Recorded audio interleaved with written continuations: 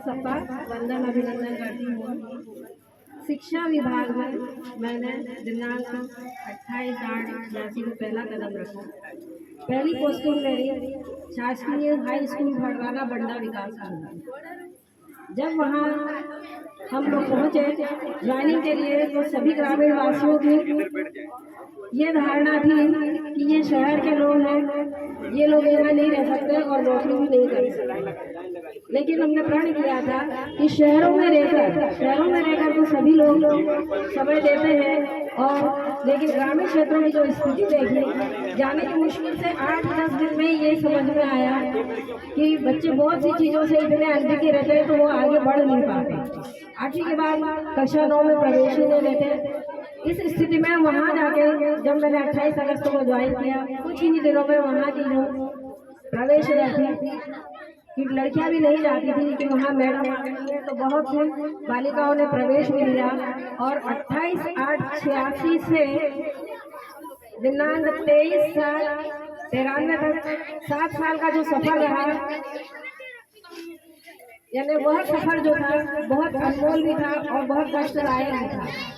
वहाँ का जिस ग्राम में पोस्टिंग थी भड़वाना में, उस समय वहाँ कोई पानी की व्यवस्था नहीं थी, लाइट नहीं थी, शौचालय व्यवस्था नहीं थी, कोई व्यवस्था नहीं थी। और जिस घर में रह के 7 साल वहीं मुख्यालय बनाकर रहना पड़ा। जैसे आज हमारे ग्रामों में जो गैया की सार होती है, उस सार वहाँ एक थोड़ी सी जगह थी। जब ये बेटी हमारी पूरी 1.5 साल की भी नहीं थी, इसको लेकर हमें वहाँ पे हमने 7 वर्ष का समय काटा। सब आश्चर्य करते थे कि ये तो बड़ा संभव नहीं है, लेकिन वहाँ पे भी जब रह के देखा कि इतने बच्चे ऐसे हैं कि जो हाई स्कूल की परीक्षा की फीस भर भी नहीं पाते थे, उस कारण 9th पास हो गए, 10th में एडमिशन ले लेके वहीं रुक जाते थे। जब से मैंने ये प्रण ठाना था कि अपनी पूरी सेवा जो है वो सेवा काल जहाँ तक संभव हो सकेगा तो ग्रामीण क्षेत्र में ही मैं अपनी पूरी करूंगी, और जैसे भी होगा उनकी मदद करने की कोशिश करूंगी। कुछ बच्चों की फीस भर दिया करते थे, उनको मालूम ही नहीं होता था कि हाँ डेट बढ़ गई है। यदि बच्चे दे दे तो ठीक, नहीं दे तो ठीक। प्राचार्य को भी नहीं मालूम पड़ता था कि कितने बच्चों की फीस आ गई। इतनी खराब स्थिति थी, उनके माँ बाप भी आते थे, मैडम 2 दिन और बढ़ा दो, हम गाने रख के पैसे लाए, उसकी फीस जमा कर दो। तो इस प्रकार की स्थितियों में ग्रामीण क्षेत्र के जो बच्चे हैं वो बच्चे अपनी शिक्षा को पूरा नहीं कर पाते आर्थिक कमी के कारण। और ऐसे ही वहाँ जब 7 साल के बाद कुछ परेशानी दिक्कतों के कारण फिर बच्चों को स्कूल में सागर में एडमिशन कराने की वजह से फिर कर्रापुर शिफ्ट हुए। वहाँ से हमने 3 साल का सफर वहाँ किया, और 28/11/96 को चितौरा में मैंने अपनी ज्वाइनिंग की। उस समय भी सब कहते थे कि गांव बहुत खराब है, लेकिन आज की स्थिति में गांव खराब नहीं। इस गांव में पूरे मेरी 27 वर्ष की सेवा पूर्ण हुई, लेकिन ये नहीं लगता है कि ये ग्राम है या घर है। घर पे रहते हैं तो स्कूल का लगता है कि किसी दिन कारणवश ना आ पाओ तो ये लगता है कि आज कुछ छूट गया या देर हो गई, स्कूल पहुंच जाते, भले ही लेट पहुंच जाते। तो एक ऐसा आत्मीय लगाव सा हो गया कि ये बच्चे भी, यदि हम अपने जीवन के अमूल्य क्षण जो है एक दिन में 24 घंटे में यदि 7 घंटे का समय भी हम संस्था में बिताते हैं और इन बच्चों के साथ बिताते हैं, तो वो अपने घर परिवार से ज्यादा महत्वपूर्ण होते हैं। तो इसी प्रकार की स्थिति यहाँ पे भी, जब चितौरा आने पर भी यही स्थिति थी। कक्षा 8वीं में भी फीस लगती थी, वो भी बच्चों बहुत से बच्चे फीस न भरने के कारण परीक्षा नहीं दे पाते थे। इसकी स्थिति में धीरे धीरे सुधार किया। उन बच्चों को भी ऐसा है कि भाई ठीक है, बच्चे पढ़ना चाहते हैं, इनको आगे बढ़ने दिया जाए। यहाँ से बच्चे हाई स्कूल के लिए भगोरी बीघा और सुर्खी हायर सेकेंडरी स्कूल में एडमिशन लेते थे। जो सक्षम होते थे, उनके पास इतने भी पैसे नहीं होते थे कि वो किराया रोज को लगा के जा सके। फिर इसके लिए हाई स्कूल चितौरा के लिए हम लोगों ने काफ़ी मेहनत मशक्कत की, कम से कम 2-3 साल। फिर जमीन के लिए अलॉटमेंट भी किया। फिर जहाँ इतनी ज़्यादा मेहनत करने के बाद में जैसे जैसे यहाँ की जमीन स्वीकृत हुई और फिर ये स्कूल का भवन हमारा निर्मित हुआ।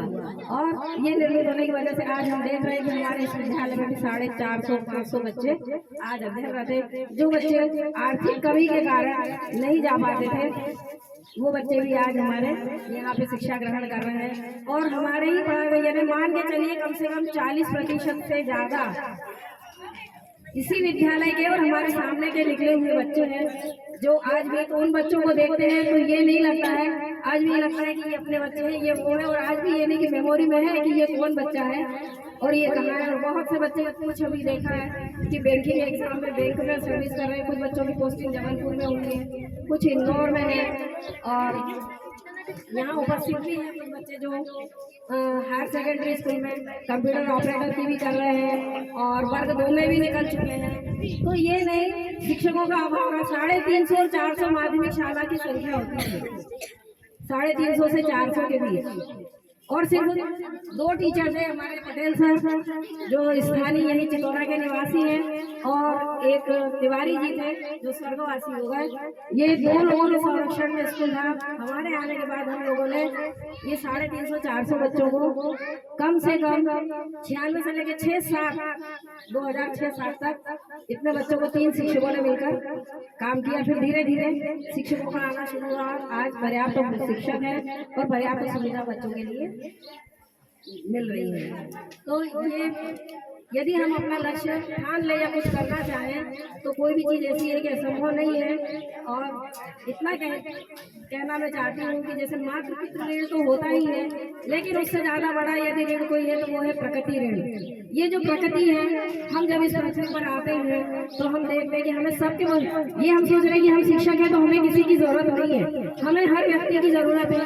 कोई किस क्षेत्र में कार्य करता है, कोई किस क्षेत्र में, अपन उनके बच्चों को शिक्षा दे रहे हैं। और हमारी 70% जनता जो है वो तो भूमिवासी है, उन्हीं से अन्न पैदा होता है जो हमें मिलता है। वो अन्न हमें कहाँ से मिलता है? ये हम शिक्षक है तो हम अन्न पैदा नहीं कर सकते और दूसरे कार्य तो हम नहीं कर सकते हैं। तो ये सब है कि हमारे जो प्रकृति ऋण है, तो हमें सबको एक दूसरे के पूरक है और सबको सबके लिए सब करना पड़ता है। और आज का कुछ समय से ज़्यादा कुछ कहना नहीं चाहूँगी। बोल देना